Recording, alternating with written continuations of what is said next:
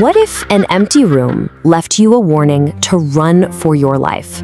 Imagine standing there, completely alone, completely isolated, only to slowly realize that the silent echoing space around you is actively trying to tell you something terrifying. Because some warnings, it turns out, absolutely do not come from the living. Today, we're diving into a deeply unsettling, heavily documented account known as the haunting of Locker 219. In this explainer, we're going to retrace the timeline and the incredibly terrifying sequence of events exactly as they were recorded. We're looking at a chilling, true account that literally defies every single logical explanation you could possibly throw at it. To understand how this all breaks down, we have to establish our environment. Picture this: Chicago, January 2021. It's the absolute dead of winter, where temperatures are plunging into the single digits, and that brutal wind off Lake Michigan cuts right through your bones. Our source material centers on a massive 2-floor LA Fitness on North Sheffield Avenue. At 3 a.m., this colossal building is, for all intents and purposes, a tomb. And the sheer emptiness of this space, well, that's absolutely critical to what unfolds next. At the very center of this anomaly is Jason Mercer. Now, Jason is a 28-year-old biochemistry PhD candidate. He relies on reproducible results. He relies on hard evidence. He explicitly, categorically does not believe in the supernatural.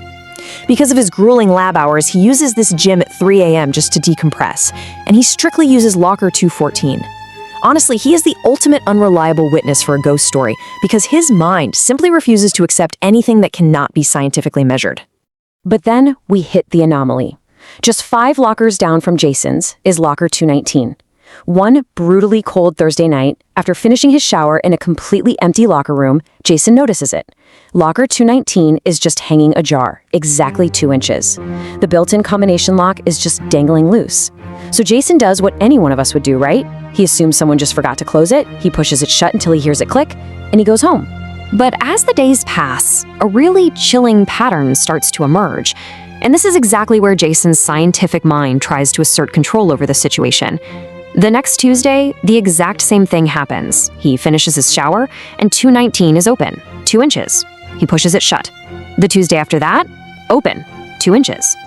Jason immediately starts searching for a mechanical, mundane explanation. You know, a faulty latch. It's just drifting open on its own, right? It has to be. Well, that logical theory begins to totally crumble when the sensory data changes. Jason starts noticing this distinct, highly unusual smell emanating exclusively from Locker 219.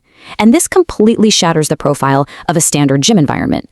I mean, it doesn't smell like sweat or rubber or chlorine. It's faintly sweet, slightly chemical, with this underlying scent that resembles really old wood, almost like an ancient closed-up house. And when he pulls the door open to investigate, the locker is completely empty. It's just bare, clean metal. Yet the scent just pours out from inside. So, being a PhD candidate, Jason decides to run a clinical test. Step 1. Before he heads to the shower, he presses the door firmly shut. Step 2. He clearly, distinctly hears the mechanical latch click into place. Step 3. He physically tugs on the handle to absolutely confirm it is locked tight. He then walks to the showers. Step 4.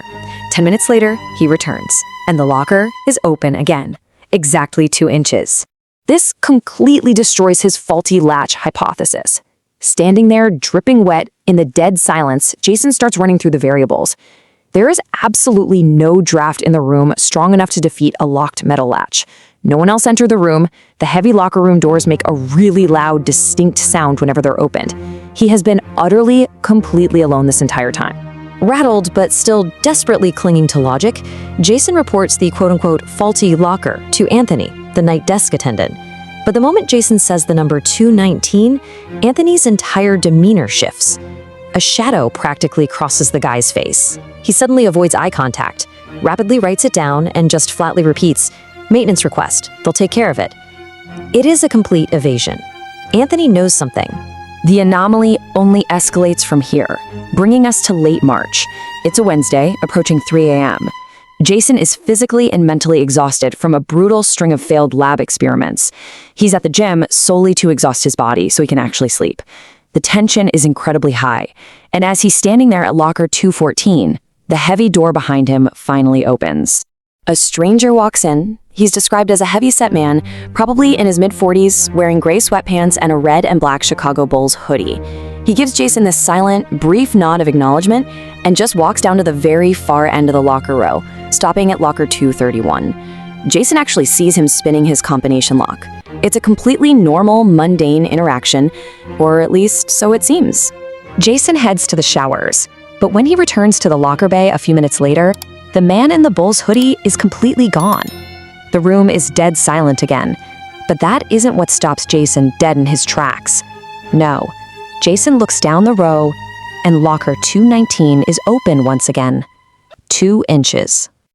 Only this time, the locker, which Jason has thoroughly inspected dozens of times and proven to be completely bare, is no longer empty. Sitting right there on the cold metal floor of locker 219 is a small, folded piece of paper clearly torn from a notebook. Jason stands there for 30 agonizing seconds, just staring at it. Finally, he reaches into the faintly sweet-smelling locker, picks up the paper, and slowly unfolds it. Written in neat block pencil letters are 5 horrifying words. You should leave now.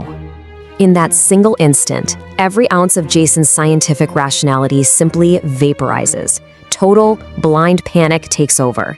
In under 2 minutes, he grabs his things, sprints wildly down the stairs, nearly knocks over Anthony at the front desk, and bursts out into the freezing 3 a.m. Chicago air.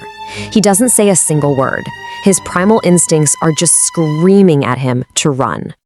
Standing, shivering out there on the sidewalk, Jason's brain tries to construct one final lifeline. He tells himself the man in the hoodie must have played a cruel, bizarre prank. But the next morning, a chilling reality is permanently confirmed. The day manager checks the digital security logs and tells Jason that between 2 a.m. and 4 a.m., there was only one single scan into the entire facility. Jason. He was the absolute only member in the building. That heavy-set man in the red and black hoodie, he did not exist. Jason completely refuses to go back for 2 whole weeks. When he finally musters up the courage, he makes sure every single variable is in his favor. Broad daylight, 11 a.m. The gym is totally packed and noisy. He walks up to the second floor, goes straight to the second row, and there it is. Locker 219 is open, 2 inches. So Jason conducts his final, terrifying test. He pulls the locker completely open. It's empty. But that bizarre old wood smell is still there. He places his hand flat on the back metal wall and pushes. It's solid. He closes the door firmly. He distinctly hears the mechanical latch click securely into place. He steps back. He waits. 30 agonizing seconds pass. And then, directly in front of his own 2 eyes, with 0 draft, 0 vibration, and absolutely 0 mechanical cause, the solid metal door slowly drifts open. Exactly 2 inches. That's it. Jason instantly transfers his membership to a completely different location. But before he leaves that building for good, he confronts Anthony at the front desk. He demands the truth. He tells Anthony, look, I know there is a history to that specific locker. And Anthony, with these incredibly steady, careful eyes, finally relents. And here is the terrifying truth behind the anomaly. Anthony quietly reveals that for 2 years, a man used to come into the gym late every single night, always alone. He stored his things in that exact, specific locker, until one night the cleaning crew found him collapsed on the shower floor. Massive cardiac arrest. They couldn't revive him. And then Anthony drops the final chilling confirmation. He looks right at Jason, his voice barely above a whisper, and says, his locker was 219. We cleared it out, but it never stays closed. To this exact day, Jason Mercer still has that torn piece of notebook paper. For a hardcore man of science, it is the only physical evidence he has that his terrifying encounter wasn't just some hallucination brought on by sleep deprivation. It proves that the man in the hoodie, the spirit of a man who died completely alone in those showers, was actually trying to protect him. Looking at those hastily scribbled words, Jason has one profound, life-altering realization. Leaving was exactly the right thing to do. If you survived this explainer, please like and subscribe to join us for our next deep dive into the unexplainable. What do you do when the mirror reflects someone standing right next to you, but the room is entirely empty? I mean, literally empty. Just you, the machines, and a reflection that shouldn't exist. That is the exact blood-chilling reality a 31-year-old esthetician named Vanessa Ortega woke up to one morning. In this explainer, we are diving deep into a story that completely shatters everything we think we know about ghosts. we're going to unpack the terrifying details of Vanessa's daily workout, a mundane routine that spiraled into an absolute psychological nightmare. And by the end of this, it forces us to ask one deeply unsettling question: who is really haunting who? Okay, to really get how this went down, we have to set the scene. Think back to spring 2020, Los Angeles. The atmosphere was just heavy, right?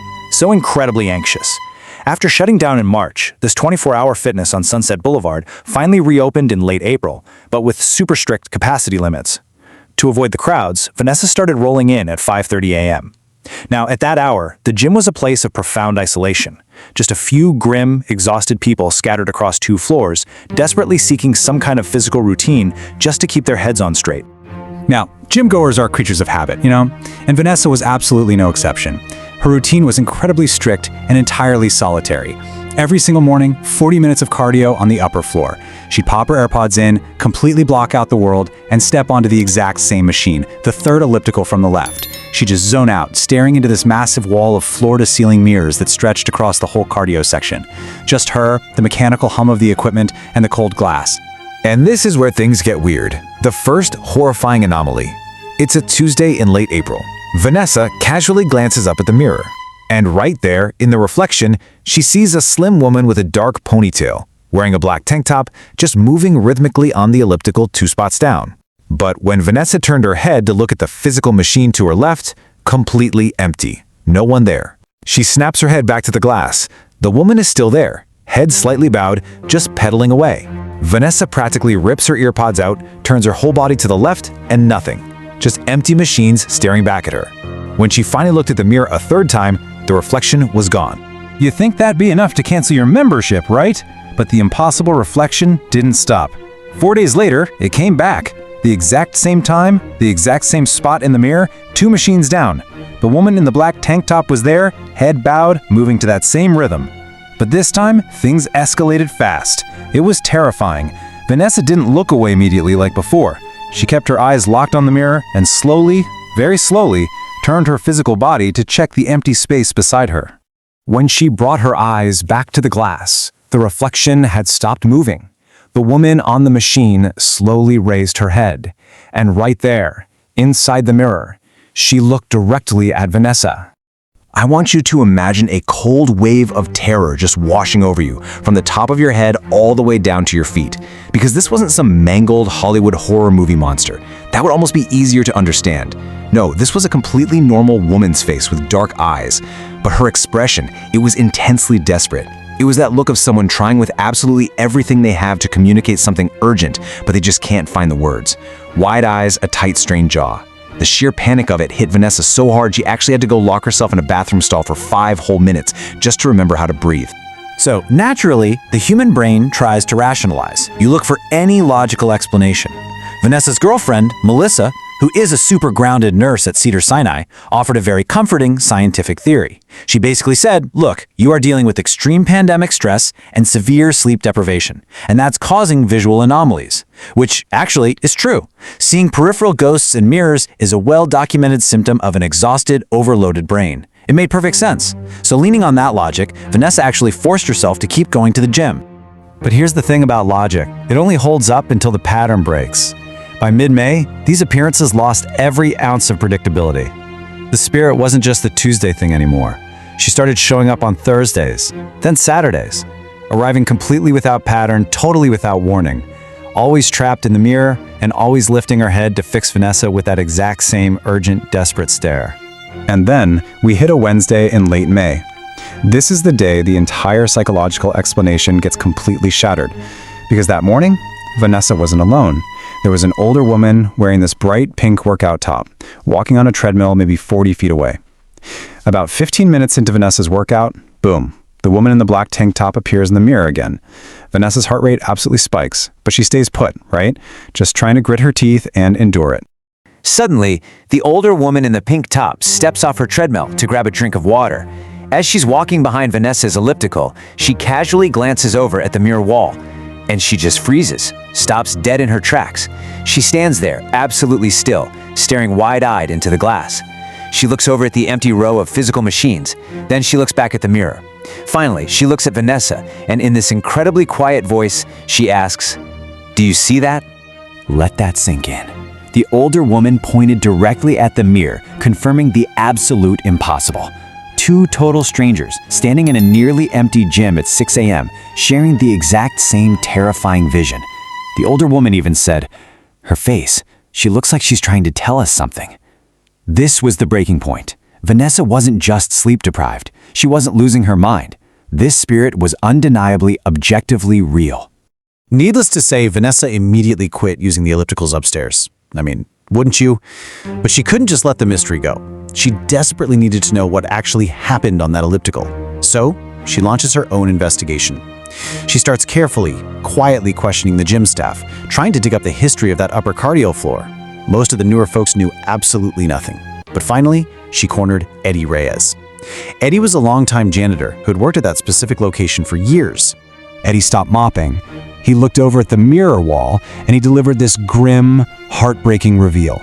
He told her that about a year and a half prior, there was a young woman with dark hair who always came in wearing dark workout clothes, a regular member. She came in every single morning, heading straight to the same machine. And one morning, totally out of the blue, she collapsed on the elliptical. Because it was so early and so quiet, by the time anyone noticed her lying there, it was too late to save her. But here is the detail that'll make your blood run cold. Vanessa asked Eddie, cautiously, which specific machine the woman had died on. Eddie didn't even turn around to look. He just held up 2 fingers and kept walking. 2 spots to the left of the third elliptical. The exact, precise machine the spirit was occupying in the mirror. Feeling totally overwhelmed and desperate for some kind of guidance, Vanessa called her 78-year-old grandmother.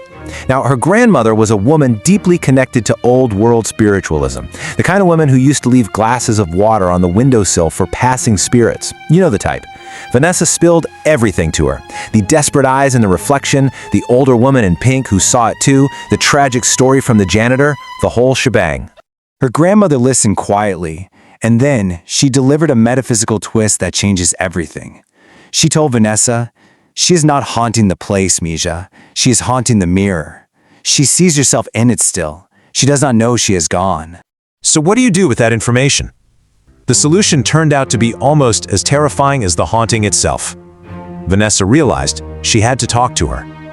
The very next morning, before anyone else arrived, even before the janitor, Vanessa went back. The upper floor was pitch black. The machines were all powered down. The mirror wall reflected nothing but quiet equipment and that creepy gray pre-dawn light. Vanessa marched right up, stood before her usual machine, and stared at the empty spot 2 machines to her left. Speaking out loud into this empty, dark room, Vanessa delivered an incredibly brave, quiet message. She spoke directly to the empty space. She said, "I know you're here. I see you." She told the spirit she knew she was scared, confused, and just stuck in a tragic loop of her own dedication. And then Vanessa gave her the one thing she so desperately needed: permission to leave. She told her, whatever you were working toward, you did it. You showed up. But you don't have to keep showing up anymore. You can go.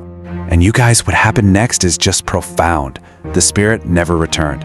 Vanessa kept a close watch on that mirror for her entire 40-minute session the following week. Nothing. The reflection had completely faded away. Although Vanessa does say that sometimes she thinks she can still feel a faint, lingering warmth on that empty equipment. Kind of like the way you feel warmth in a chair right after someone gets up. But the dark-haired woman in the mirror, she is finally gone. Which leaves us with this haunting final thought. Some reflections linger long after the person who cast them has moved on. This whole explainer really forces us to reconsider the energy we leave behind in the places we frequent the most. Is it possible that our sheer dedication could actually trap us in the glass? If you survived this harrowing story and you want to uncover more chilling truths hidden right in plain sight, please make sure to hit that like button and subscribe. Until next time, stay focused and maybe don't look too closely at your reflection in the gym mirror tomorrow morning. What if the person working out right next to you never actually leaves the building? Picture this, it's 3 a.m. You're in a completely empty gym. There's just the buzzing of the fluorescent lights and the rhythmic thud of a treadmill. You assume the guy next to you is just incredibly dedicated, but then you start to notice things. He never sweats, he never blinks, and he never, ever goes home. We're diving into the terrifying first-hand accounts of a 34-year-old warehouse supervisor named Derek Holloway, out in Columbus, Ohio. What starts off as just spotting a quirky gym regular slowly transforms into an absolute slow burn nightmare. In this explainer, we're going to map out Derek's experience step by step and see how the most mundane, ordinary spaces can actually harbor some of the most deeply unsettling anomalies. So let's set the scene. It's the fall of 2019. Derek switches up his routine to a late-night workout schedule, getting to a 24-hour Planet Fitness right around 11 p.m. Now, if you've ever been to a gym at that hour, you know exactly what the vibe is. It's essentially deserted. You've got the low hum of the overhead lights, maybe a half-asleep front desk worker, and that distinct feeling of being completely alone with your own thoughts. Honestly, it's peaceful. Well, until it isn't. That peace completely shatters when Derek notices one specific figure. Down at the very far end of the treadmill row is this older, exceptionally pale man, probably in his late 50s or 60s. He's rocking a great t-shirt and these baggy 1990s-style black sweatpants. And here's the thing, he's not running. He's just walking, really slowly and endlessly. No earbuds, no phone, not even glancing at the TV monitors. He just holds this totally blank, unblinking stare, fixed right on the empty wall in front of him. Now, a weird gym habit is one thing, right? We've all seen that. But Derek quickly picks up on a pattern that completely defies logic. Every single night, this guy is already on the exact same treadmill when Derek arrives. But what's really starting to creep Derek out is that when he leaves, the man's car is always still sitting in the parking lot. And it's incredibly distinct, a beat-up 1998 dark blue Ford Taurus. It's parked in the exact same spot by the side entrance every single night with a cracked rear bumper practically held together by silver duct tape. Naturally, curiosity gets the better of him. Derek decides to casually bring it up to the front desk worker, Brianna. He points out the older guy and asks what his deal is, mentioning he seems to literally always be there. Brianna looks up, flashes this super uncomfortable tight smile, and says his name is Mr. Garrett. But when Derek pushes her on why he's there so constantly, she pauses. And it's one of those unnatural heavy pauses, just a half second too long, before she finally gives this incredibly evasive answer. He's a dedicated member. Look, the math on Mr. Garrett's workout is just impossible. Think about it. Brianna mentions he's usually already there when her shift starts at 8 p.m. Derek doesn't even walk through the doors until 11:15. That means by the time Derek gets there, Mr. Garrett has been walking for over 3 hours straight. And yet, not a single drop of sweat, no heavy breathing, no signs of exhaustion. He stays perfectly upright, just walking like some sort of machine left running indefinitely on the lowest setting. Fast forward to late October, and the tension is practically suffocating. Derek's curiosity finally totally overpowers his dread. He decides he has to actually interact with this endless mechanical walker.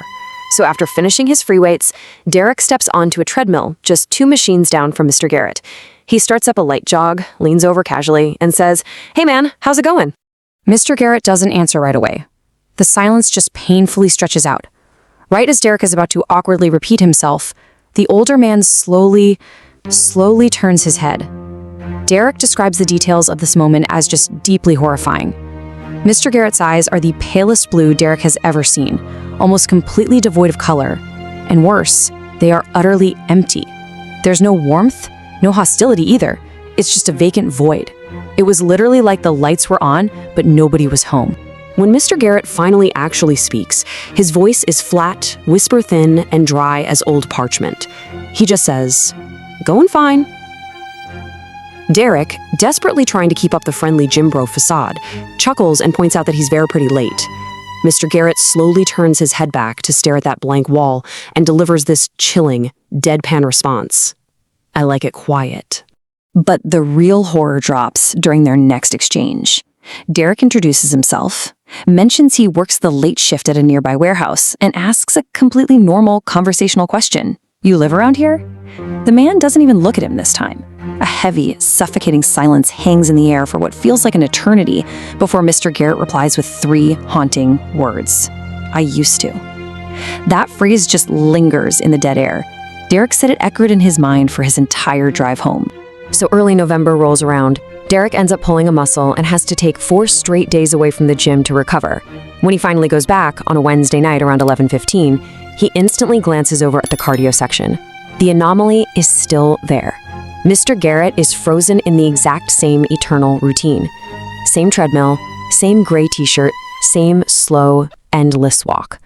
It was literally as if he had never left or hadn't stopped moving for 4 entire days. Freaked out, Derek goes up to a newer employee at the front desk named Marcus. He asks him straight up if Mr. Garrett is there every single night. Marcus gets this really carefully neutral look on his face. He asks Derek when he started coming in for late nights. Derek says late September and confirms Mr. Garrett was walking on that treadmill his very first night. Then Marcus drops an absolute bombshell. Marcus says he's worked the night shift for 8 months, and Mr. Garrett was walking on that exact treadmill his very first night too. At this point, Derek simply cannot let it go. A couple of weeks later, he does something incredibly dangerous for his own sanity. He purposely stays at the gym dangerously late. He just has to see if Mr. Garrett ever actually stops. As the clock ticks past 2:30 a.m., the gym empties out completely. The automated motion sensor lights over the free weights dim into total darkness.